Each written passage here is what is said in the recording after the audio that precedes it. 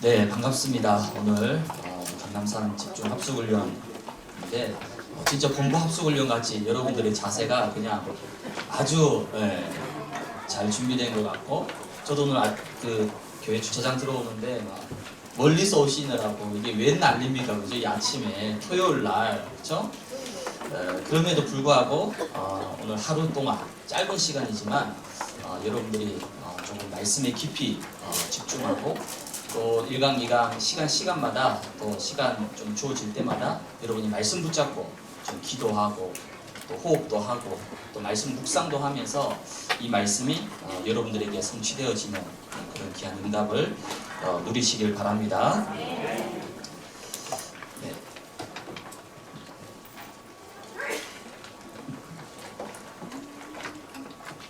오늘 1강은요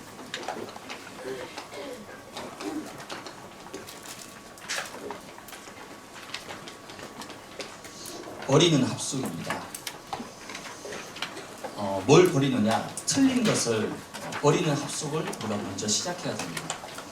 지금 새로운 시대가 이제 열렸죠. 우리가 본당 헌당 창립 35주년 감사예배, 또 헌당 이 감사예배를 너무나 감격스럽게 은혜 가운데 마쳤습니다. 많은 분들 제가 그날 그 지역에 가보니까 다들 그 예배 드리면서 너무 감격하고 눈물이 나오고, 목사님 빼고는 다 우신 것 같더라고요. 네. 목사님은 안 우셨는데 우리 성도들은 너무 감격스러워가지고 이 헌당의 기쁨을 누리는 그런 시간이었는데, 헌당이 사실 끝이 아니라 헌당 끝나자마자 지금 교회는 아주 중요한 시간표로 지금 막 몰아쳐 가고 있습니다. 목사님 표현으로는 새로운 영적 전환점에 지금 우리 교회가 서 있다라고 말씀하셨습니다. 새로운 시대로 전환이 되는 거죠. 그래서 이제 내년부터 본격적으로 237 선교 원년, 그래서 목사님은 당장 이제 콜롬비아 가신다고, 이제 콜롬비아 가신다라고 새로운 이제 타겟팅 선교 세 군데 정해서 이제 목사님 본격적으로 새로운 선교를 하시겠다라고 말씀하셨고, 또 국내는 이제 저희는 해외 선교 기도하지만 실질적인 우리의 현장은 국내 전도잖아요. 국내 전도 이제 앞으로 또 새로운 전도 운동이 이제 곧 출발이 되고 시작이 됩니다. 이런 중요한 시간표에 하나님이 저와 여러분들을 이 훈련의 자리에 부르신 거죠. 그럼 우리가 뭘 준비해야 되느냐? 버리는 것을 해야 됩니다. 버리는 것. 새로운 시작을 하기 전에 버리는 것부터 해야 됩니다. 그래서 예수님께서 부활하시고 나서 이 감람산으로 제자들을 부르셨어요. 여기에 누가 왔죠? 120명. 이 120명에는 가장 중요한 12제자, 가장 중요한 70인 제자가 다 포함되어 있습니다. 그럼 이 중요한 부활 이후 승천하기 전 너무 중요한 시간이잖아요. 이 중요한 시간에 가장 중요한 핵심 일꾼들을 부르신 거예요, 감람산으로. 그럼 왜 불렀겠습니까? 이거 하는 거예요, 예수님. 버리도록 한 거예요. 제자들은 예수님이 자기들을 감람산으로 부르실 때 뭔가 엄청난 미션과 막 엄청난 아마 이거를 주시지 않을까라고 기대했는데 예수님은 아닌 거예요. 제일 먼저 이거 하라는 겁니다. 버리라는 거예요. 처음에 제자들이 이해가 안 되는 거죠. 아니 뭘 해야 되는데 버리라고 얘기하니까 아니 뭘 버려야 되느냐. 예수님은 감람산에서 먼저 틀린 것을 버리는 합숙을 하신 겁니다. 그래서 이 40일 동안 집중하면서 가장 먼저 무너뜨리라는 거예요. 우리 안에 정말 무너뜨려야 될 것이 있다는 겁니다. 무너질 것이 무너져야만이 그 위에 올바른 걸 세울 수가 있다는 거죠. 지금 제자들에게는 여러 가지 뭡니까 잘못된 틀린 것들이 있어요. 유대 사상, 잘못된 율법 사상 등 많은 것들이 짬뽕되어 있는 거예요. 그걸 가지고 지금 감람산에 올라온 겁니다. 뭘 해보겠다고. 예수님은 그들을 향해서 버려라. 버려야만이 진짜 시작이 되는 거예요. 버리지 않고 또 뭔가 예수님과 함께 으쌰으쌰 할 수는 있겠죠. 그러나 중간중간 어떻게 됩니까? 또 한계 찾아옵니다. 또 갈등합니다. 여러분들이 매년마다 우리가 겪는 게 있잖아요. 송구영신 예배 때. 송구영신 예배 온난 메시지 받고 어떻게 합니까? 기대와 희망을 가지고 한 해를 시작하잖아요. 근데 막상 중간쯤 가다 보면 어떻게 됩니까? 브레이크가 걸리죠. 왜 브레이크가 걸립니까? 말씀은 맞아요. 언약은 분명합니다. 근데 내 안에는 여전히 뭐가 있죠? 옛 틀이 남아있는 거예요. 틀린 게 남아있습니다. 잘못된 게 남아있는 거예요. 그게 계속 나를 부딪히게 만드는 거예요. 그래서 연말쯤 되면 어떻게 됩니까? 완전히 이제 넉다운 되는 거죠. 이걸 매년 우리가 반복하는 거예요. 마찬가지입니다. 그래서 예수님은 아예 올바른 시작, 진짜 시작을 하기 위해서는 먼저 버리라는 거예요. 너희들 속에 있는 잘못된 틀린 모든 것들을 완전히 버려라. 그래야만이 진짜를 시작할 수 있다는 겁니다. 그게 감람산 합숙의 시작입니다. 그래서 오늘 이 본문을 제가 왜 읽지 않느냐면요, 너무 많아가지고 읽을 수가 없어요.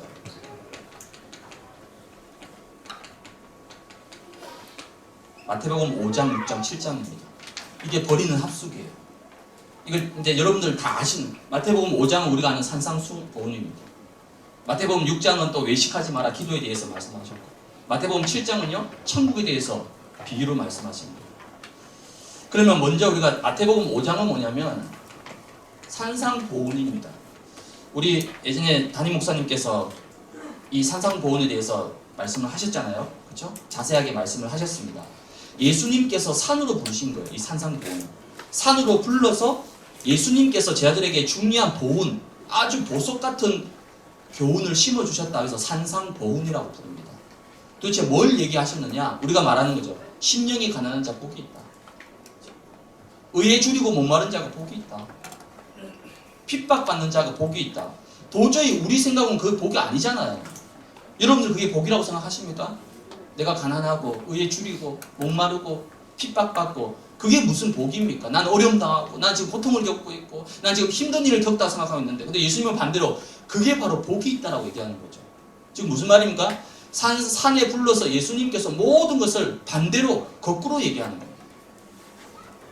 즉 기존에 있는 모든 사상과 틀을 완전히 깨트리는 거예요. 뭐 하라고요? 버리라는 겁니다. 너희들이 지금 복이라고 알고 있는 그 잘못된 것들을 완전히 버리라는 거죠. 그게 산상보훈의 말씀이었습니다.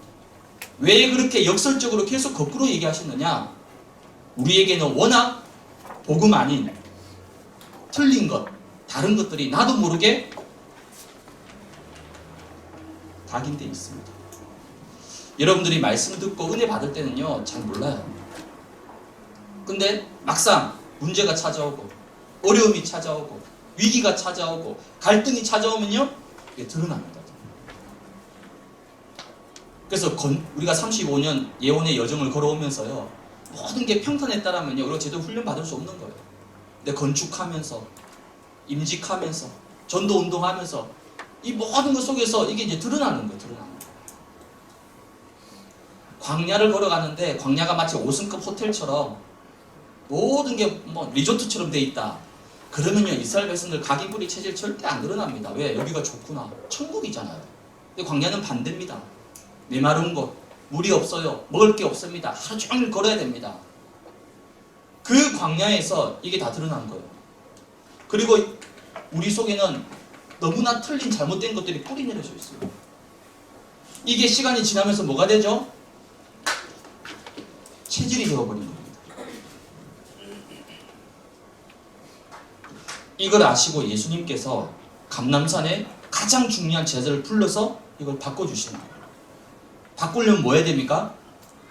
버리라는 거예요. 우린 잘 안 버리잖아요. 그렇죠? 여기 계신 분들은 다 이제 연령대가 있으시니까 이사를 수십 번 하셨잖아요. 그렇죠? 이사를 수십 번 했지만 참 신기한 건 뭡니까? 이사할 때마다 집이 늘어나. 줄어들어야 되는데 요즘은 스몰 라이프라서 그렇죠? 간소하게 살아야 되는데 갈수록 짐이 늘어나. 왜? 안 버려. 절대 안 버립니다.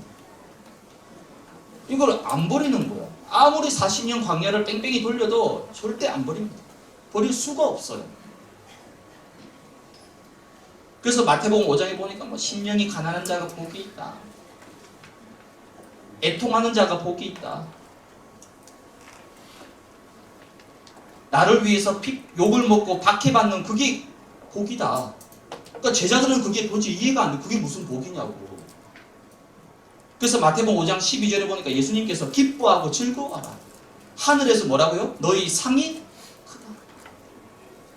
제자들은 단지 눈에 보이는 육신적인 것만 보고 복이다 아니다 판단하는 거예요.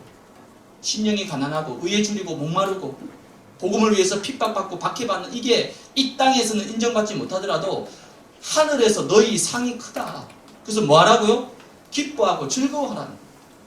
여러분 문제가 왔는데 기뻐하고 즐거워할 수 있습니까? 지금 우리 가정에 가문에 큰 위기가 찾아왔는데, 지금 남이 나를 오해해서 내가 큰 상처받았는데 기뻐하고 즐거워하고 여러분 막 밥 사고, 나 어제 상처받았으니까 우리 집에 와라, 내가 밥 쏘겠다고 막. 지금 남편이 큰 문제 받았는데 우리 막 기쁘다고 막 축제도 열고, 그런 사람 아무도 없죠. 근데 예수님은 기뻐하라, 즐거워해라. 왜요? 하늘에서 뭐라고요? 너희 상이 큽니다. 제자들에게 있는 기존의 모든 잘못된 것들을 완전히 이 감람산에서 바꾸게 하신 거예요. 버리게 하시는 겁니다.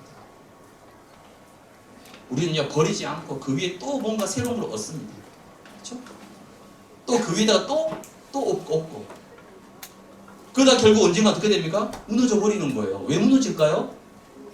잘못된 것이 쌓이고 또 쌓여가지고 그게 어느 날 터진 거예요, 여러분. 우리는 누구 아닙니다, 여러분. 내 안에 오래된 이게 버려지지 않은 거예요. 이 위에다가 또 우리는 새 은혜를 받습니다. 이제 2달 지나면 또 송국령씨 예배 오겠죠? 그러면 2022년도에 있었던 뭐 잘못된 거, 틀린 것들은요, 그대로 안고 또 새로운 원단 말씀, 또 새로운 메시지 또 받습니다. 그 우리는 이게 이제 없다고 생각하잖아요. 새 은혜 받았으니까, 새 메시지 받았으니까. 천만의 말씀입니다. 사단은 새 메시지를 공격하는 게 아니라 여러분 속에 있는 옛 것을 공격하는 거예요. 사단은 여러분 속에 있는 옛 상처를 건드리는 거예요. 사단은 여러분 속에 있는 잘못된 틀린 걸 건드리는 거예요. 왜? 그것만 건드리면 위에 쌓여있는 새 은혜는요, 한순간에 풍지박산 난다는 걸 잘 알고 있는 거예요. 그게 매년 반복되는 패턴인 거예요. 루틴인 거예요. 이제 새로운 시대가 시작됩니다. 그렇죠? 237 선교의 원년 시대가 시작된다. 그러면 우리가 새로운 중요한 것을 준비해야 되는데 뭘 준비해야 되느냐? 이거부터 하라는 겁니다. 버리라는 겁니다. 그래서 모든 사람은 이 창세기 3장, 그리고 이 창세기 3장의 뿌리는 뭡니까? 흑암이죠. 여기에 대부분 갇혀있고 묶여있어요. 나는 아니라고 얘기하지만요, 결국 이거예요. 여러분, 솔직히 정말 남편의 문제입니까? 아이들의 문제입니까? 돈 문제입니까? 아니죠. 문제의 근본 핵심은 뭡니까? 이거예요. 여기 잡혀있는 겁니다, 사실은. 여기 묶여있는 거예요. 여기에 계속 영향을 받는 거예요. 나도 모르게 묶여있는 거예요. 왜 성령 충만이 필요하느냐? 우리가 성령 충만하지 않으면 이 속에 있다고 보시면 맞아요. 내가 하루 24시간 중에서 한 20시간을 성령 충만한데 나머지 4시간은 뭡니까? 그럼 이 속에 있는 거예요. 빛 아니면 어둠입니다. 중간은 없어요. 천사 아니면 마귀입니다. 성령 아니면 악령이에요. 우리는 중간을 유지하려고 하잖아요. 중간은 없습니다. 내가 복음으로 충만하지 않고 그리스도 충만하지 않으면 내가 꼭 티를 내서 입으로 불신앙하지 않고 내가 뭔가 막 말로 뭔가 하더라도 내 영적 상태와 이 모든 것들은 이 속에 영향을 받을 수밖에 없습니다. 여기에서 뭐 하는 겁니까? 나를 풀어줘야 되는 거예요. 그러려면요, 버리라는 거예요. 혹시 우리 가정이 지금 이 속에 묶여있다. 있을 수 있죠. 왜? 우리가 그리스도가 아니잖아요. 이 땅은 천국이 아닙니다. 지금 뭔가 우리 자녀들에게 좀 문제가 있을 수 있죠. 왜? 아이들은 자라다 보면 문제 있습니다. 저희 가정도 마찬가지예요. 아이들이 자라는데 문제가 하나도 없다. 그건 이상한 아이인 거죠. 그걸 우리가 문제라고 보는 것이 아니라 지금 이 속에 영향을 받고 있는 거죠. 그럼 뭐 해야 됩니까? 빨리 바꿔줘야 되는 거죠. 잘했다, 틀렸다, 못했다가 아니라 이 부분을 빨리 바꿔줘야 되는 거예요. 그래야만이 살릴 수 있는 겁니다. 근데 우리가 이걸 복음을 말할 때 이거 몰랐잖아요. 이거 몰랐을 때 어떻게 했습니까? 주로 대부분 율법으로 누른 거예요. 율법으로. 네가 이렇게 하면 안 되고 저렇게 하면 안 되고. 이 실체에 대해서는 전혀 모르고 율법으로 종교로 막 행위로 열심히 노력으로 누른 거예요. 나를 눌렀고 아이를 눌렀고. 그래서 가정마다 거의 다 무너져 있고 실패하고 있는 거예요. 아닙니다, 여러분. 이겁니다. 이 실체와 존재를 정확히 봐야 되는 거예요. 그래야만이 뭐 할 수 있습니까? 영적 싸움을 싸울 수가 있는 거예요. 그렇다면 오늘 나와 우리 가정과 내 후대와 나의 모든 것을 갇혀있게 만들고 묶여있게 만드는 게 뭐냐는 겁니다. 그걸 예수님이 감람산에 불러서 여기서 완전히 해방받고 빠져나오도록, 지금까지 나를 얽매이게 만들고 무겁게 만들고 짓눌러 왔던 그 모든 창세기 3장과 흑암에서 완전히 빠져나오고 해방하라는 거예요. 오늘 여러분이 5강입니다. 제 아내가 뭘 그렇게 많이 하냐고, 이제 얼마 안 남았는데 뭘 그렇게 열심히 하냐고. 제가 원래 끝에 갈수록 열심히, 처음엔 놀다가 공부 못하는 학생이 그렇잖아요. 공부 잘하는 학생은 처음부터 열심히 하는데 공부 못하는 학생들이 꼭 나중에 양심의 가책을 받아서 뭐 좀 해보려고, 수능 끝나고 나서 막 문제집 엄청 풀고 막 수능 끝났는데 그 3강의만 하지 뭘 5강을 해서 사람들은 아침부터 일찍 오라 해서 고생시키냐고. 그래서 오늘 운전하고 오면서 그럼 갈등이 그럼 좀 줄일까? 그래도 회비를 2만 원 냈는데 제 마음에는 본전으로 보내야 되지 않을까? 그 회비를 10,000원 다시 돌려줄까? 막 이런 생각도 했습니다. 오늘 5강의가 좀 많지 빡빡하지만은 이 5강의에 여러분이 정말 집중하면서 과연 내가 분명히 복음 가져왔고 내가 그리스도 안에 있는 사람인데 도대체 나를 얽매이게 만들고 아직까지 나를 누르게 만들고 나와 우리 가정과 우리 현장을 아직까지 짓누르게 만드는 도대체 이걸 뭐냐? 이걸 말씀 속에서 찾고 발견해야 됩니다. 찾기만 하고 발견하기만 해도 빠져나오게 됩니다. 해방받게 됩니다. 그 응답을 여러분이 누리시기 바랍니다. 그래서 모든 사람은 다 나름대로 수준이 있습니다. 이 수준에 따라서 틀을 가지고 있는 거예요. 틀. 각자의 수준에 따라서 틀들이 다 있어요. 사람은 다 누구나 틀을 가지고 있어요. 말 안 해도 다 있습니다. 오늘 1강 합숙은 뭐냐면요, 도대체 뭘 버려야 되느냐 이겁니다. 나한테 버릴 게 뭐냐는 거죠. 제가 미국에서 이제 유학 생활을 하면서요, 미국에서 교회를 가야 되잖아요. 물론 이민교회 많이 있지만 미국에 이제 다락방교회가 있습니다. 제가 LA에 있었으니까. LA는 뉴욕과 함께 다락방교회가 엄청 많아요. 그때만 해도 제 기억에 한 20-30개 있었던 것 같아요. 지금 아마 더 많을 겁니다. 크고 작은 교회들이 엄청 많아요. LA에 다락방교회들이. 그 중에 이제 제가 한 교회를 이제 소개받아서 갔단 말이에요. 가보니까 이제 그래도 다락방교회지만 뿌리는 뭡니까? 이민교회잖아요. 이민교회. 그러니까 다락방을 통해서 복음은 들었지만은 그 전에 이미 오랜 이민 생활 속에서, 타국 생활 속에서 복음과 반대되는 많은 사상과 체질과 이 열심들이요 완전히 뒤섞여 있는 거예요. 또 강대국 미국에서 살아남기 위해서 그 이민 생활이 만만하겠습니까, 여러분? 이 땅에서 사는 것도 쉽지 않은데 남의 나라에 가가지고, 그것도 최강대국에 가가지고 말도 안 통하고 인종차별 속에서 살아남기 위해서 얼마나 몸부림치고 얼마나 열심히 했겠습니까? 그 뒤섞여 있는 거에다가 복음을 덮긴 덮었지만 그게 덮여지겠습니까, 여러분? 복음은. 여러분들은 잘 모릅니다. 이민생활이요 얼마나 눈물 젖은 빵인지 모릅니다. 그 많은 상처와 한을 가진 상태에서 복음을 받아서 너무 좋긴 한데 그 복음 밑바탕에 뭐가 깔려져 있습니까? 이민생활의 상처와 한과 잘못된 것, 틀린 것들, 오만 것들이 완전 짬뽕 뒤집혀입니다. 복음일 땐 괜찮아요. 근데 우리가 늘 복음일 수 없잖아요. 복음이 아닐 때 어떻게 됩니까? 이제 난장판이 되는, 상상을 초월할 정도. 그걸 제가 봤어요. 교회에서 청년으로서. 처음에 너무 힘든 거예요. 내가 한국에서 본 다락방 교회는 이런 교회가 아니었는데, 제가 자랐던 모교회는 이제 대구에 있는 제일 큰 하나교회니까 거기서 제가 복음을 접했고, 이렇게 했기 때문에 저는 그게 모든 교회가 다 그렇다고 생각했어요. 근데 미국에 가보니까 그게 아니더라고요. 상상도 할 수 없는 생각과 가치관들을 가지고 있는 거예요. 다락방 교회인데. 그래서 오늘 예수님께서 여기로 부르신 겁니다. 불러서 뭐 하라고요?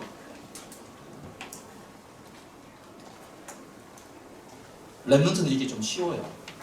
렘넌트는요, 은혜 한번 탁 필 받으면 다 버려버립니다. 우리 아들이 그렇거든. 우리 아들이 은혜 받으면요, 용돈 5만 원 받으면 오늘 다 헌금하겠다고. 저하고 저희 집사람이 말립니다. 야 그래도 이거 너무 심하지 않느냐. 한 10,000원만 해라. 시골 가서 10만 원 받은 거 주일날 가서 다 헌금하겠다는 거예요.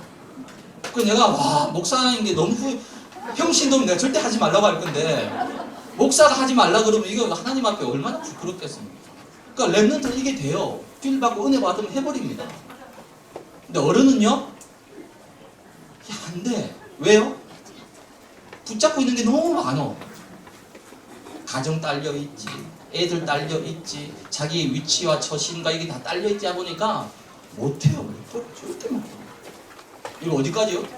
죽는 날까지 끌어안고 가는 거예요. 예수님 버려라 제발. 제발 좀 버려라. 그거 왜 가지고 있느냐? 이거 왜 백해무익한 걸 끝까지 붙잡고 있느냐? 버리라는 겁니다. 오늘 버리시기 바랍니다. 버릴 것을 제대로 버려야지 참된 것을 회복할 수 있습니다. 뭘 회복할 수 있냐면 참된 복을 회복하게 됩니다. 오늘 예수님이 왜 산으로, 이 산상복을 왜 산으로 갔냐면요, 그 당시 예수님이 탁 뜨니까 막 예수님 병 고치죠, 오병이의 기적 일으키죠 하니까 막 난리가 나. 예수님 떴다 그러면요 구름대같이 몰려듭니다.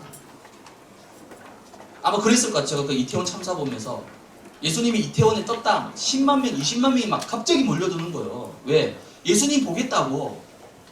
아마 그 당시도 그랬던 것 같아요. 그래서 예수님이 어떻게 합니까? 산으로 가신 걸 피한 겁니다. 산으로 가니까 이제 우리가 산까지 못 따라가잖아요. 힘드니까. 포기해버린 거예요. 근데 제자들은 끝까지 따라온 겁니다. 산까지. 그 산에 올라온 핵심 제자들에게 가장 중요한 산상보온 메시지를 던진 거예요. 그것도 거꾸로 반대로 자꾸 얘기하는 거죠. 우리가 원하는 건 뭡니까? 병 고침 받고 먹는 거 해결되어지고 육신적인 거, 이거 원하는 거예요. 그러나 제자들은 그게 아니라는 거죠. 그래서 오늘 예수님께서는 참된 복을 회복하기 위해서 먼저 우리 속에 있는 버려야 될 게 있습니다. 이게 네피림입니다. 네피림이 뭡니까? 창세기 6장 2절에서 3절에 보니까 하나님의 아들들이 사람의 딸들의 아름다움을 보고 자기들이 좋아하는 모든 여자를 아내로 삼았다. 여기 뭐가 잘못됐냐? 하나님의 아들들이 누굽니까? 구원받은 저와 여러분들이에요. 구원받은 하나님의 백성들이 기준이 뭡니까? 자기들이 봤을 때 예쁜 거, 아름다운 거. 사람의 딸들의 아름다움을 봤다는 거예요. 영적인 것을 본 게 아니라, 언약적인 것을 본 것이 아니라 사람들의 딸들의 아름다움, 그게 기준입니다. 그거 보고 자기 아내로 삼았다는 거예요. 그 결과 어떻게 됩니까? 나의 영이 영원히 사람과 함께하지 않겠다. 이 정도로 모든 것이 돈과 물질과 육신으로 완전히 빠져버린 거예요. 그게 네피림 시대입니다. 오늘날 똑같습니다. 이태원 참사가 왜 벌어졌습니까? 돈 때문이에요. 뭐죠? 상업성이에요. 상업성. 한 5, 6년 전까지만 해도 할로윈이 그렇게 막 이렇게 하지 않았어요. 근데 몇 년 사이에 왜 이렇게 급속하게 막 발달했습니까? 11월 달에 좀 있으면 뭐죠? 빼빼로데이. 빼빼로데이가 왜 이렇게 막 큰 게 됐습니까? 상업성이에요. 마케팅이에요. 돈이에요. 돈 벌려고 이 문화를 가지고 막 이제 막 만드는 거예요, 분위기를. 네피림이에요, 네피림. 전부 다 네피림입니다. 지금 이 시대는요, 그때보다 더합니다, 더해. 모든 것이 돈과 육신과 물질에 다 맞춰져 있는, 그게 전부 다라는 거예요. 이제는 이 네피림 사상이 어디로 가져옵니까? 교회로까지 들어오는 거예요, 교회로까지. 그래서 기복 사상. 기복을 얘기합니다, 기복을. 예수 믿으면 복 받고, 예수 믿으면 병 낫고, 예수 믿으면 잘 되고. 여러분들 그게 이해가 안 되잖아요. 웬만한 보통 기존 교회들은요, 다 그 기복이 잡혀 있는 거예요, 기복 사상. 행위, 노력, 전부 다 네피림 문화입니다. 눈에 보이는 것만이 복이라고 생각하는 거예요. 그러니까 우리는 이것 때문에 어떻게 합니까? 낙심하기도 하고, 이것 때문에 막 기쁘기도 하고. 여러분 왜 눈물을 흘립니까? 이것 때문이잖아요. 또 왜 그렇게 막 흥분하고 좋아합니까? 이것 때문이잖아요. 예수님은 그걸 반대로 얘기하는 거예요. 그게 진짜 복이냐? 그 복 아니라는 거예요. 심령이 가난한 자, 마음이 청결한 자, 온유한 자, 의에 줄이고 목마른 자. 줄이고 목마른 게 그게 무슨 복입니까? 기뻐하고 즐거워해라. 왜요? 하늘에서 너희 상이 큰다.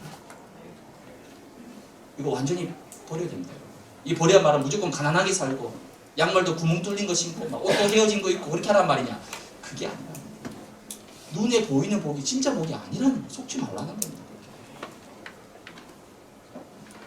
이 네피림의 사상을 완전히 뒤엎어버리기 위해서 한 사람을 택해서 불렀습니다. 그게 누굽니까? 창세기 12장이 누구죠? 아브라함입니다. 아브라함이 누굽니까? 언약 이을자로 부르셨어요. 이 아브라함을 불러서 뭐라고 얘기합니까? 너는 뭐라고요? 복이 될 것이다. 네 존재 자체가 복이라는 겁니다. 사람들은 돈, 물질, 육신, 성공하고 승진하고 높은 자리에 올라가고 그럴 필요가 없다는 거예요. 왜? 아브라함 너 자체가 바로 복이라는 겁니다. 네가 바로 복의 근원이라는 거예요. 여러분 근원이 뭡니까? 출처를 얘기하잖아요. 네 자신이 바로 복덩어리다. 근데 아브라함은 이게 실감이 안 나는 거예요. 왜 그렇죠? 자기를 쳐다보니까 갈대아 우르 우상국내에 태어났고 아버지를 보니까 아버지는 우상 만들고 있고 쉽게 말하면 지금 우리가 표현하자면 불신자 집안에 태어나서 엄마 아빠는 무당 섬기고 귀신 섬기고 있고 자기는 그런 가정 가문에 태어났는데 내가 무슨 복의 근원이냐, 내가 무슨 복덩어리냐, 내 인생을 저주하고 원망했는데 내가 무슨 복이냐. 아브라함이 그 상태 속에 있었던 거죠. 그런 아브라함 하나님이 계속 말씀하십니다. 너를 통해서 너로 말미암아 천하 만민이 다 복을 받도록 하겠다. 심지어 너를 축복하는 자를 내가 축복하고 너를 저주한 자를 내가 저주할 것이다. 그 말은 무슨 말이죠? 세상에 금날 거 없다는 겁니다. 네 자체가 바로 복의 근원이고 네가 바로 복덩어리다. 우리 뭔가를 해야지 복이 온다 생각하잖아요. 내가 열심히 교회를 섬기고 열심히 헌신하고 열심히 봉사하고 열심히 전도하고 열심히 해야만이 축복이 온다 생각하잖아요. 그게 아니라는 겁니다. 부름받은 언약 속에 있는 네 자체가 바로 복덩어리라는 거예요. 여러분 가정에 누가 복덩어리입니까? 내가 바로 우리 가정의 복덩어리라는 거예요. 아유 목사님 남편이 아직 안 믿고 우리 가정 불신 가문이고 불신자 가정이고 상관없어요. 아브라함 한 사람이 제대로 언약 붙잡았는데 이 아브라함 한 사람의 시작이 어떻게 됩니까? 이삭, 야곱, 요셉 심지어 메시아까지 다윗 자손까지 모든 게 아브라함을 통해서 다 회복됐잖아. 내가 바로 우리 가정의 복덩어리고 내가 바로 우리 직장과 우리 사회 내가 바로 복덩어리다. 진짜 복을 회복하라는 참된 너를 통해서 너로 말미암아 천하 만민이 다 복을 받도록 하겠다. 그래서 우리는 복 달라고 기도 안 합니다. 왜 그렇죠? 내 존재 자체가 이미 복덩어리인데 무슨 더 복을 달라고 얘기합니까? 아브라함부터 시작된 이 근원적인 복이 어디로까지 갑니까? 주는 그리스도시요 살아계신 하나님의 아들이십니다. 여기로까지 간 거예요. 이 고백 앞에 예수님이 뭐라고 얘기합니까? 바요나 시므나 네가 뭐라고요? 복이 있도다. 여러분 진짜 뭐가 복입니까? 응? 여러분 정말 뭐가 복입니까? 제가 예전에 강남 그 사역을 했잖아요. 4대 교구였죠. 지금 이제 강남 간북이. 강남에만 가면 막 강남은 막 허름한 식당을 가더라도요. 일단 기본적으로 모든 차가 다 외제차예요. 기본적으로 막 우리로 말하면 요 앞에 있는 뭐 저 중국집 있죠. 그런 허름한 곳을 가도 기본적으로 다 외제차, 다 발레 파킹. 그런 데를 들어가려고 하니까 내 꼬라지를 보니까 지금 좋은 호텔 갔는데요. 주차를 못해. 지하로 내려가래요. 왜? 여기 있는 VIP 아주 비싼 뭐 포르쉐랑 이런 것만 주차할 수 있는 전용 공간이기 때문에 여기서 주차하면 안 된다고. 저를 이렇게 위아래로 훑어보면서. 여러분 뭐가 진짜 복입니까? 바요나 시므나 네가 복이 있도다. 이를 내게 알게 하니는 뭐라고요? 혈육이 아니다. 네 지식과 네 학벌이 아니라는 거예요. 하늘에 계신 내 아버지시다. 그 대단하고 어마어마했던 유대인과 바리새인들이 깨닫지 못했던 예수님이 바로 그리스도라는 사실을 어떻게 하다가 내 입술을 통해서 내가 고백하겠는가. 그리고 지금 내가 이 복음 안에 이 그리스도 안에 이 언약 속에 내가 있다는 거죠. 네가 바로 복이 있다. 근데 우리가 얼마나 사악하냐면 이 복은 당연한 거고 이건 뭐 기본 옵션이고 이걸 이제 발판으로 삼아서 우리는 뭐죠? 뭔가 또 막 눈에 보이는 뭔가 좀 막 그럴듯한 거 그거 뭔가 들어와야지 그래 이제 복 받았구나 라고 생각해요. 예수님 그거 아니라는 거예요. 그 복이라는 거예요.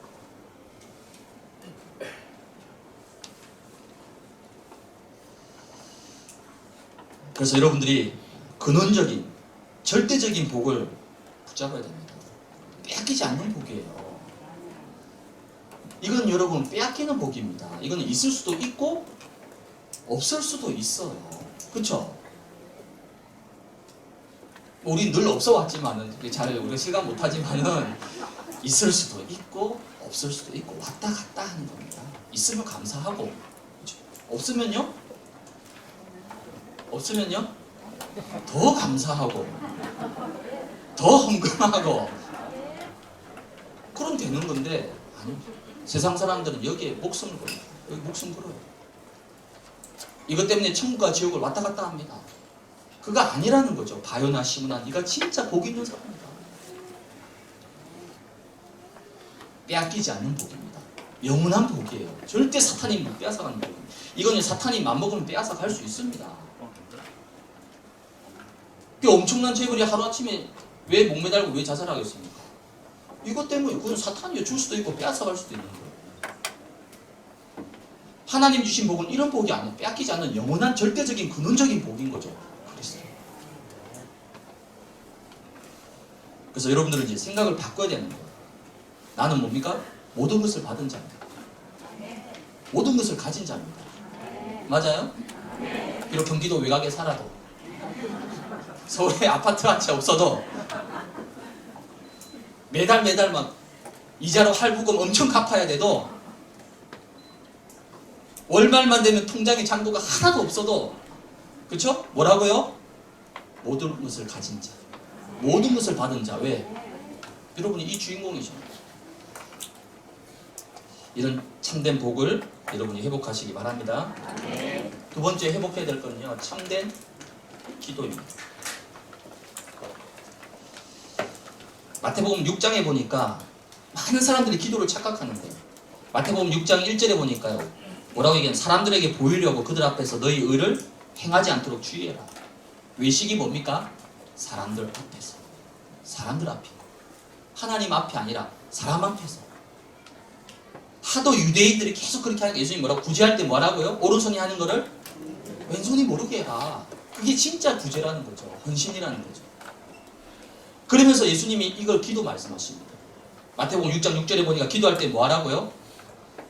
유대인들은요, 사람들이 많이 모이는 길거리, 시장통에서 막 기도하는 거예요. 손 들고 거룩하게. 왜? 나 좀 봐라. 나 이렇게 기도하는 거룩한 사람이다. 그걸 아시고 예수님이 마태복음 6장 6절에 기도하려고는 어디 들어가고요? 골방에 들어가서 문을 닫고, 아니 골방도 깊은데 아예 문을 닫고 은밀한 중에 보시는 하나님 앞에 기도하라. 참된 기도를 회복하라는 겁니다. 기도에 대해서 많이 우리가 오해하고 있는 거예요. 왜냐? 우리 속에 아직까지 옛 기도 체질이 남아있는 거죠. 뭔가를 확 부르짖고 뭔가를 막 금식하고 뭔가 막 철회해야만이 기도했다라고 생각합니다. 그 어떤 권사님, 우리 대교구, 제가 다른 대교구 할 때 그분이요, 금요일날 1부는 우리 예원교회에서 금요 예배하고요, 2부 어디 가느냐, 2차로 어디 가느냐, 연세 중앙교회라고 큰 교회 있습니다. 몇만 명 모이는 고척에. 고척이 아니라 그 어디죠? 네, 거기 있습니다. 하여튼 거기. 그 교회 갑니다. 그 권사님 2차로 왜 거기 가냐 하니까 우리 교회에서 금요 예배하면 심심하다는 거예요. 근데 거기 가면 막 성령 받으라 부르짖고 막 이렇게 하거든요. 그렇게 해야지 뭔가 기도했다는 느낌이 든다는 거예요. 물론 필요에 따라서 그렇죠? 부르짖고 간구하고 금식하고 필요합니다. 근데 예수님은 그 기도를 가르쳐 주신 게 아닙니다. 사람들의 기도에 대해서 계속 오해하니까 아예 마태복음 6장에 뭐라요? 너희는 이렇게 뭐라고요? 기도하라고 아예 가르쳐 주셨습니다. 그게 뭡니까? 그게 주기도문이에요. 그게 마태복음 6장의 모든 내용입니다. 왜? 워낙 기도에 대해서 오해하고 있으니까. 잘못 알고 있으니까. 그래서 저와 여러분들이 뭘 버리느냐? 틀린 기도 버려야 돼요. 틀린 기도. 도대체 기도에 틀린 게 있냐? 없죠. 구원받은 하나님 자녀에게 너희는 무엇이니 내 이름으로 구하라. 그럼 내가 시행하겠다 했는데, 틀린 기도란 말은 안 맞지만 그래도 우리가 표현하기 위해서 틀린 기도가 뭡니까? 이건 여러분 기도하는 내용을 한번 자세히 한번 보십시오. 그러니까 교회에 모여서 함께하는 기도 말고, 그때는 우리가 다 교회 방향과 거기에 맞춰서 함께 기도하니까 괜찮아요. 근데 이게 언제 나오느냐? 나 혼자서 기도할 때. 나 혼자서 기도할 때 자세히 기도를 들어보면요. 거의 다 뭡니까? 나를 위한 기도입니다. 내가 원하는 거. 내가 응답받고 싶은 거. 내게 지금 좀 해결돼야 될 것들. 하나님이 좀 신경 써줘야 될 것들. 그 핵심이 뭡니까? 거의 눈에 보이는 거잖아. 물질, 돈, 육신. 왜 그걸 응답받아야 됩니까? 잘 되고 성공해야 되니까. 뭔가 우리의 기도 속에도 나도 모르게 창세기 3장, 6장, 11장이 들어가 있는 거예요. 우리의 기도 속에. 그래서 하나님 마태복음 6장 33절에 뭐라고 결론 내립니까? 너희는 먼저 뭐라고요? 그의 나라와 그의 의를 구해라. 잘못된 기도를 바꿔주신 거예요. 기도를 버리라는 겁니다. 그러면 기도의 가장 중요한 근본, 본질이 뭡니까? 이거 구하고 저거 구하기 이전에 기도의 가장 중요한 근본과 본질은 하나님이 함께 하시고 임마누엘로 온리스 이루는 거예요. 이게 바로 기도의 본질입니다. 하나님과 함께하는 그 자체, 하나님을 바라보는 그 자체가 기쁘고 좋은 거죠. 여러분이 사랑하는 사람하고 꼭 어디 뭐 구체적인 코스를 짜서 여행을 가고 막 뭘 리스트를 만들어서 꼭 그렇게 해야만이. 젊은 애들은 그렇지 않아요. 젊은 애들은 뭐니까 그냥 있는 자체가 좀 뭐 별 하는 거 없는데도. 그래서 6시간 동안 카페에 커피 한잔 시켜놓고 그렇게 좋아서 막 노는 거예요.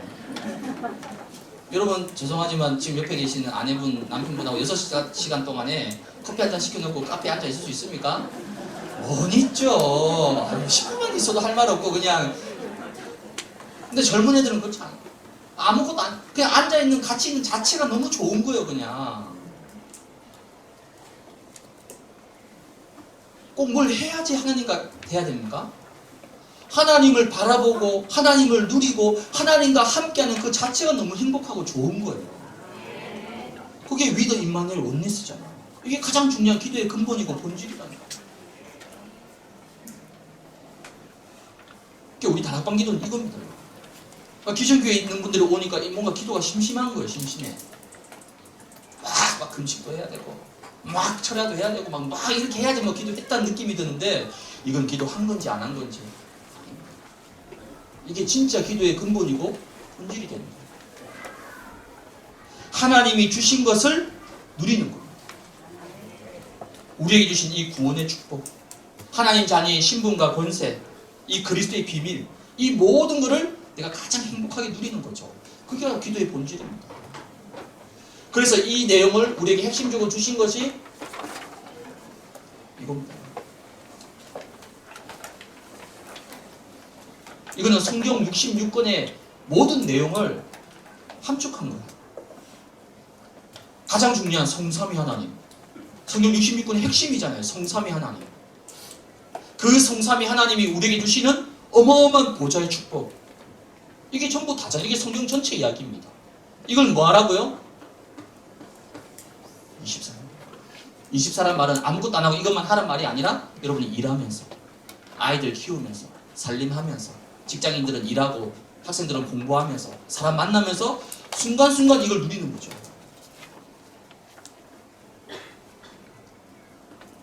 그걸 보고 우리가 언약 기도라고. 이 축복을 여러분 회복해야 됩니다. 세 번째는 뭘 회복해야 되느냐? 참된 헌신을 회복해야 됩니다. 참된 헌신이 뭐냐? 오늘 여기 오신 분들은 그래도 나름 교회에서 지역에서 다 나름 활동하시고 인도받는 분들이에요. 여러분들 지금까지 지역 안에서 또 구역 안에서 또 교회 안에서 기관 부서 속에서 나름대로 헌신해 오신 분들입니다. 근데 도대체 참된 헌신이 뭐냐? 왜 가끔 가다가 교회에서 상처받고 왜 시험 들고 왜 그러냐? 아예 헌신을 전혀 안 한 분들은요 상처 안 받습니다. 시험 들 게 없어요. 왜요? 한 게 없는데 뭐가 시험이 들립니까? 그렇죠? 시험 들었단 말은 무슨 말이죠? 작지만 뭐라도 조금이라도 한 사람 그게 시험거리가 되는 거잖아요. 아무것도 안 한 사람이 왜 시험 듭니까? 공부 전혀 안 한 꼴찌가 시험 쳐놓고 낙심합니까? 안 하죠. 왜? 공부한 게 없는데 뭘 낙심합니까? 그러니까 한들 공부 좀 해보겠다고 막 밤새고 막 머리 싸매고 했던 친구들이 결과가 안 나오면 낙심하고 실망하지. 그럼 상처 왜 받습니까? 시험 왜 듭니까? 나름 했어. 뭐라도 했습니다. 근데 그게 교회 앞에서 사람들 앞에서 알아주지 않아요. 인정해주지 않습니다. 그게 서운한 거죠. 난 이렇게 했는데. 참된 헌신은 뭡니까? 고람대우입니다. 하나님 앞에서. 누구를 위한 헌신입니까? 가만히 들여다보면요, 나를 위한 헌신이에요. 나를 위한 헌신. 그래도 내가 뭔가 교회 앞에서 이걸 해하면 우리 자녀가 좀 잘 될 것 같고, 뭔가 믿지 않는 남편 불신자가 좀 돌아올 것 같고, 우리 가문이 좀 복음화가 빨리 되어질 것 같고. 누구를 위한 헌신이죠? 실은 나를 위한 헌신이었던 거죠. 말은 그렇게 하지 않지만, 기도 제목은 그렇게 안 잡았지만 내 속 깊은 마음속에는요, 그게 자리 잡고 있는 거예요.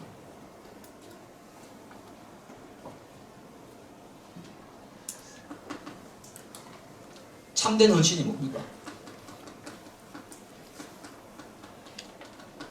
살리는 기준입니다. 살리는 거예요. 마태복음 7장 1절에서 5절에 보면 비판을 받지 아니하려거든 비판하지 말라. 너희가 비판하는 그 비판으로 너희가 비판을 받게 될 것이다. 그러니까 비판하지 말라. 왜요? 내가 누군가를 비판하잖아요. 반드시 여러분들이 그 비판을 또 다른 사람 통해서 받게 된다는 거예요. 지금 내가 상대방 욕했어. 뒷담화를 깠습니다. 그러면요, 그 내가 뒷담화를 까는 그 순간에, 그 시간에 어디선가 누군가가 나를 뭐하고 있다고요? 예, 그렇게 생각하시면 돼요. 서로 상부상부하는 거예요. 윈윈. 나도 까고 니도 까고. 거기에 이제 사탄이 딱 원하는 거예요.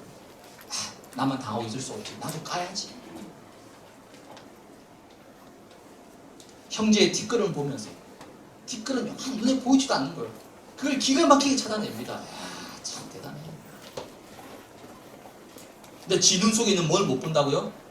엄청난 기둥, 들보는 전혀 못 보는 거예요. 제가 볼 땐 그것도 전문성인 것 같아요. 남의 뒷걸 찾아내는 거. 전문성입니다. 얼마나 뛰어난 전문성이. 탁월해. 이거 마태복음 7장에 왜 말씀하십니까? 예수님께서.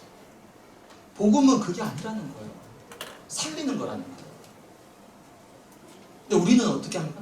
복음은 복음. 그건 당연히 복음이고, 복음은 빼고 세상적으로, 합리적으로, 윤리적으로, 도덕적으로 맞나 틀리냐, 이 잣대가요 무섭습니다. 복음이라고 말하면서도, 그리스도라고 말하면서, 여러분 교회, 구역, 지역에 문제 터져보세요. 복음이 잣대가 절대 아닙니다. 제가 그런 얘기를 많이 들었다니까요. 목사님, 어떻게 그 사람이 어떻게 저한테 그럴 수가 있냐. 그래서 제가 집사님, 복음이니까, 목사님 그 복음은 맞는데, 그건 맞아요. 복음은 맞는데 그래도 그렇지가 무섭습니다. 그래도 그렇지, 이 사람이 좀 사람답게 도덕적으로 윤리적으로 어떻게 사람으로서 그럴 수가 있냐. 이중 구조를 가지고 있는데, 이중 구조. 복음 따로, 자기 기준 따로. 그거 아니라는 거예요. 복음은 뭐라고요? 무조건 살리는 겁니다. 수가성의 여인을 예수님이 왜 살리셨습니까? 6번째 남편하고 살고 있는 그 여자를 예수님이 왜 살리셨습니까? 뻔히 다 아는데. 가늠한 여자를 돌로 치자. 맞습니다. 돌로 쳐 죽여야죠. 다 돌을 들었어요. 전부 다. 아마 우리 지역에서도 그럴걸요? 제가 뭔가 큰 실수를 했다. 구체적인 건 얘기하지 않겠습니다만, 여러분들 다 주머니 속에 다 돌 꺼내들걸요? 근데 예수님이 뭐라고 얘기합니까? 죄 없는 사람만 돌로 던지랍니다. 죄 없는 사람만 저 여자에게 돌을 던지라고 얘기하는 거예요. 그럼 내가 저 사람을 판단하고 비판하고 정죄하고 욕하고 평가할 기준과 자격이 있습니까? 우리에게? 나도 죄인인데, 억만 죄인인데, 나도 죽어야 될 사람인데, 죄인이 죄인을 평가하는 거예요. 복음은 여러분 살리는 겁니다. 무조건 살리는 겁니다. 뭐 이런 말씀드려서 좀 죄송하지만 헬로윈 그 영상 잠깐 짤로 도는 거 보셨죠? 그래서 제가 심폐소생술을 하는 거예요. 그리고 너무 마음이 길바닥에 누워놓고 막 심폐소생술을 막 구급대원이 모자라니까 옆에 막 친구들이겠죠. 어쨌든 살리려고 막 하는 거예요. 복음은 일단 살리는 겁니다. 살려놓고 치유해놓고 구원받아놓고 그 다음에 행위와 행실과 삶에 대해서 논해야죠. 복음은 무조건 살리는 겁니다. 그래서 우리 교회 담임 목사님 제 마음 이해됩니다. 일단 복음 들어야 된다는 거예요. 그래서 데려오라는 거예요. 아, 왜 맨날 막 뭐 구호 만들어가지고 왜 막 그런 거 하냐고, 왜 자꾸 초청하냐고. 여러분 진짜 현장에 가보면요 그 마음이 이해되는 거예요. 어쨌든 한 사람이라도 들어야 살잖아요. 들어야지. 정착하고 뭐 재생산되고 그거는 두 번째 문제고 일단은 살려야 되는 거죠. 여기 모인 여러분들은요 정말 살리는 자가 있어요. 가정을 살리고 후대를 살리고 직장을 살리고 만나는 모든 사람을 살려야 됩니다. 올바른 참된 헌신은 뭡니까? 방향이 중요한 거. 올바른 방향. 마태복음 7장 7절에서 8절에 보니까 구하라, 찾으라, 두드리라. 뭘 구합니까? 하나님의 계획을 구하라는 거예요. 찾으라, 뭘 찾습니까? 하나님의 뜻과 시간표를 찾으라는 거예요.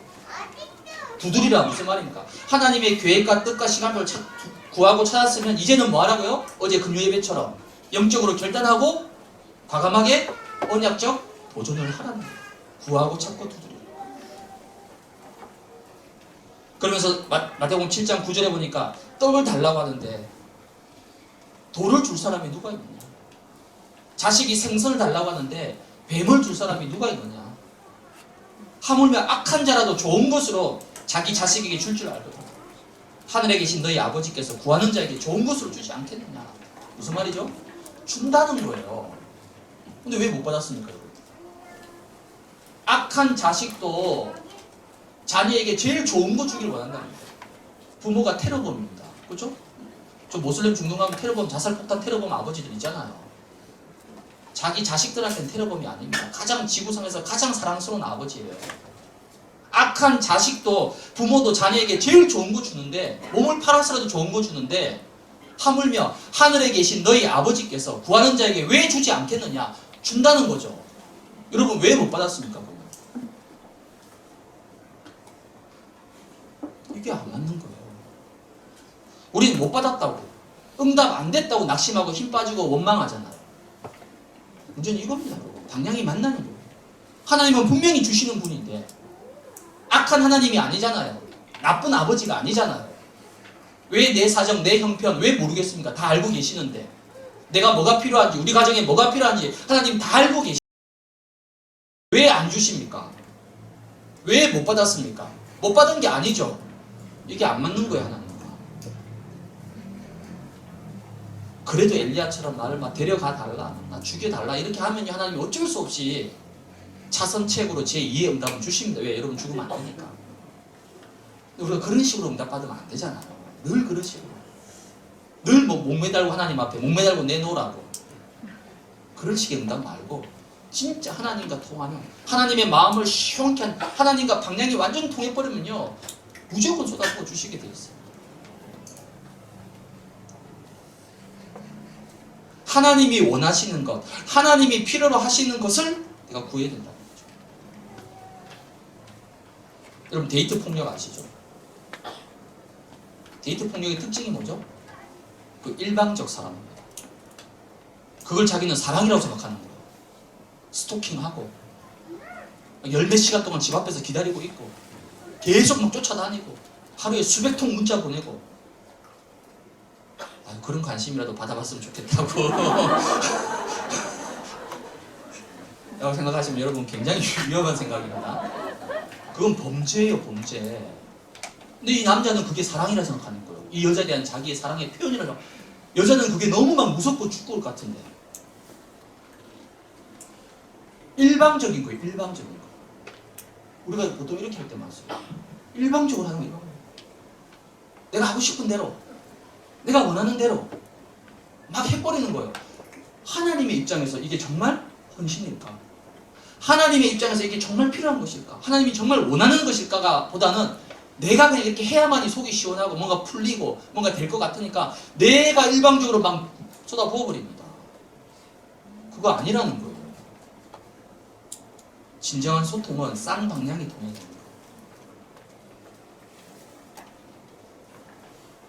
그게 참된 헌신입니다. 세 번째는요, 참된 헌신은 바로 가치 있는 열매를 거두게 되어 있습니다. 가치 있는 열매가 뭡니까? 여러분이 지금부터 정말 그래, 복음은 무조건 살리는 겁니다. 여러분 사랑하는 후대를 살리고, 여러분 가문을 살리고, 여러분 직장을 살리고, 내 주위에 있는 사람들 살리는, 그게 참된 헌신이라는 거죠. 그리고 정말 하나님이 원하시는 방향, 교회를 통해서, 담임 목사님을 통해서, 주의 종을 통해 주시는, 그게 하나님과 원하는 방향이죠. 그러면 그때부터 여러분들이 가치 있는 열매를 거두게 된다는 거죠. 그 가치 있는 열매를 통해서 여러분 인생의 가장 중요한 인생 작품을 남기는 거예요. 복음 깨달은 거, 복음 가진 교회를 만난 거, 오직 복음만 말하는 주의 종을 만난 거, 오직 전도와 선교에만 올인하는 교회를 만난 거. 좀 별나서 그렇지, 그렇죠? 좀 별나서 그렇지. 얼마나 감사합니까? 전도와 선교만을 말하는 교회를 만난 거. 그리고 이제는 복음을 회복하고, 여러분 현장을 정복하고, 후대를 살리고, 더 나아가서 237까지. 이게 가장 가치 있는 열매, 여러분 인생 작품이 돼야 돼요. 결론입니다. 오늘 첫 강의는 뭐냐면요, 버리라. 버려야지 시작합니다. 안 버리고 계속 가지고 있어. 5년, 10년, 15년째 마음속에 깊이 가지고 있습니다. 왜? 언젠가는 내가 이거를 갚아줘야 되니까. 그것도 2배로 갚아줘야 되니까. 당한 만큼 갚아줘야 되니까. 끝까지 안 버리면 예수님은 다 필요 없다. 기뻐하고 즐거워요. 하늘에서 너희 상이 큽니다. 여러분 뭘 버려야 되겠어요? 새로운 시대가 찾아오. 237 시대가 찾아오. 전도와 선교의 어마어마한 축복의 시대가 찾아오고 있는데 나는 여전히 옛 생각, 옛 체질, 옛 틀, 옛 상처, 옛 과거 계속 묶여있다. 거기에 발목 잡혀있다. 그거 아니라는 거예요. 버릴 때 성령이 역사하는 거예요. 버릴 때 하나님의 나라가 임하는 거예요. 버릴 때 참된 것이 여러분 속에 회복되는 거예요. 그래서 1강은 여러분 가치를 얘기하는 겁니다. 가치. 최고의 가치. 그냥 버리라 그러면요 좀 어려울 수 있죠. 근데 진짜 좋은 것을 찾으면요 버리지 말라고 해도 이거는 이제 버려지게 돼 있습니다. 왜? 아무 무가치한 건데 그거 왜 가지고 있어요? 그보다 더 귀하고 더 좋고 더 아름다운 것을 내가 찾았는데 굳이 그걸 왜 가지고 있겠습니까? 그걸 왜 내가 붙들고 있겠습니까? 빌립보서 3장 8절에 바울이 그리스도를 만나고 나서 뭐라 얘기합니까? 모든 것을 다 지금까지 내가 배우고 익히고 가져갔던 그 모든 것을 뭐 한다고요? 해로 여긴다. 그리스도를 아는 지식이 가장 고상하기 때문에 심지어 배설물로 여긴다. 아니 바울이 가진 그 어마어마한 학벌, 사상, 지식, 스펙 그 모든 것을 다 나는 배설물로 여긴다. 왜? 그게 나쁘다는 게 아니라 그거하고는 비교할 수 없는 어마어마한 이 그리스도의 비밀을, 어마어마한 이 복음의 능력을 깨달았기 때문에 그건 아무것도 아니라는 거예요. 여러분 진짜 것을 가지고 있으면요 누가 시비 걸고 누가 말도 안 되는 얘기하고, 여러분 예를 들어서 현찰로 자산이 1000억인데 누가 5만원 빌려달라는데 그거 손 벌벌 떨겠습니까? 1000억이 있는데 만원이 그까짓 게 그게 돈입니까? 근데 여러분 주머니에 2만원밖에 없어. 근데 만원 빌려달라 그러면 빌려줄 수 있어요? 막 손이 막 벌 떨리겠죠 막. 최고의 것을 가지고 있어요 내가.